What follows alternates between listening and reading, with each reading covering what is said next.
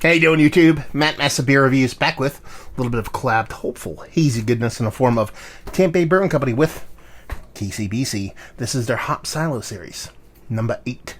I think I did one Hop Silo before, and that other one, I believe, came courtesy of, oh yeah, buddy, Clear IPA. That's what I'm talking about, son.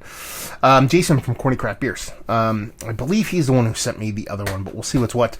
KCBC. I dig on their beers. Tampa Bay Brewing Company can be kind of hit or miss for me. Label-wise, meh. It is what it is. It's an octopus and kind of metal backgrounds. I don't know. Something about it. It's kind of graphically meh.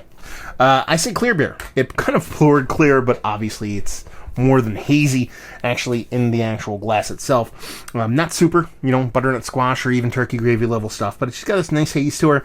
Pinky finger, decently creamy head, relatively tight compact bubble stains, a couple stragglers, but she has that kind of rich kind of apricot juice kind of glow to her. So yeah, let's see if we can get a nose on her. Okay, well, not to placebo affect myself into next year, but I'm getting a lot of like apricot kind of nectarine kind of vibe off of this one, which is kind of cool, to be perfectly honest with you. Yeah, it's a sweetened stone fruit in a very cool way. I haven't had this, I don't want to call it aggressive, but this rich, I should say, stone fruit forward IPA in quite some time, to be perfectly honest with you. You get a lot of notes of that in beers nowadays, especially with a lot of new school hops, but this one's skewing very stone fruit forward. Yeah, just peach and nectarine vibes for days. It's kind of a cool departure. It smells a little bit of hard candy, like nothing too like dry or like going to be like a kind of like a rich kind of soft confectionery kind of sweetness. It smells like it's going to be a little bit kind of hard candied sweet, a little bit kind of sugary, kind of refined sugar kind of sweetness. But the way that kind of stone fruit kind of comes off really kind of digs it. At least I dig it. Let's dive in. Cheers.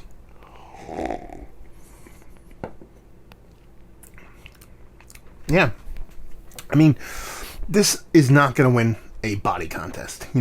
There's a softness to it. There's a silkiness to it. Makes it quite drinkable. But it's not going to be confused with kind of creamy or fluffy or dense or anything like that. A lot of the things that people dig nowadays when it comes to the hazy beers. But it does get that kind of stone fruit thing and hits it right on the head without getting overly sweet. I thought it was going to be a little bit more kind of sugary sweet, like I said a couple seconds ago. But it didn't do that. Now, I see in a can here, I didn't call it out yet. It's a Amarillo, Cashmere, Mosaic, and Strata Hop double DDH NE IPA. I didn't even call it the ABV on that. 6.7, so it's not a huge beer. But man, no, it's just the way that kind of stone fruit comes to a head in the nose. Follows through in the taste. Gives you a little pop of sweetness. Ends with a little bit of bittering, a little bit of dryness. Makes you want to go back for more. I really do appreciate that. This is a drinking beer for me. This is a beer, not necessarily that I want to throw back a 4-pack of this, but 1 or 2 of these throughout the night. It'd probably be one of those beers where I have one, go back to it, maybe have 1 or 2 more beers, and kind of go back to this one a little bit later going, I really enjoyed that beer. Let me have another one. That's where this one kind of lays for me. And it's just tasty in its uniqueness, because it's not super turbid, it's not super dense, it's not dry hop to the nth degree, it's not like super hot particulate or overly chalky or hot burn or super weed or all these other kind of things that everybody strives for, it seems like nowadays when it comes to a hazy IPA. This one's a little bit more reserved, a little bit more refined, kind of a little bit old school, and a little bit of sensibilities while having that kind of new school kind of dollop to it. And just the way it showcases that kind of stone fruit portion. Sure, you're talking about 4 different hops, but it just comes off as that kind of delicious, appropriately sweet kind of stone fruit. I'm a fan.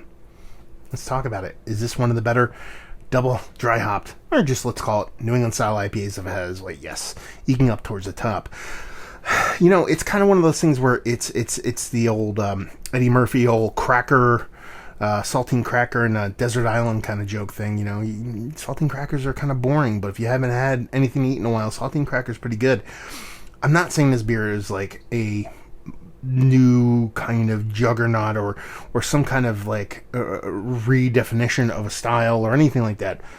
Just everybody does so much of the same thing over and over again. To have something of a departure that's also made well is a really cool thing. So when you dive into something like this, or at least when I dive into something like this, it's pretty damn good. Value and availability, no idea. Tampa Bay Brewing Company collabs, no idea. Maybe Jason or somebody out there wants to let me know what's what, and leave you with, if you like what we like this beer, if you like just, if you like hazies that aren't too turbid, not overly sweet, not overly bittering, you really do appreciate a nice, rich kind of stone fruit that just needs a little bit of that jammy component, that kind of, you're getting that nice kind of peach, you're getting that nice nectarine with a little bit of that kind of apricot jammy vibes. Right there. There you go. Another review of the books. Hopefully you guys enjoyed it. Down there if you want to talk about it. Massive Beers if you want to check me out doing the social media stuff. Beer Massive. If you want to check me out doing the podcasting thing. And hopefully you guys enjoyed the review. Hopefully enjoying a little bit of hop silo right now. Hope to see you next time. Cheers.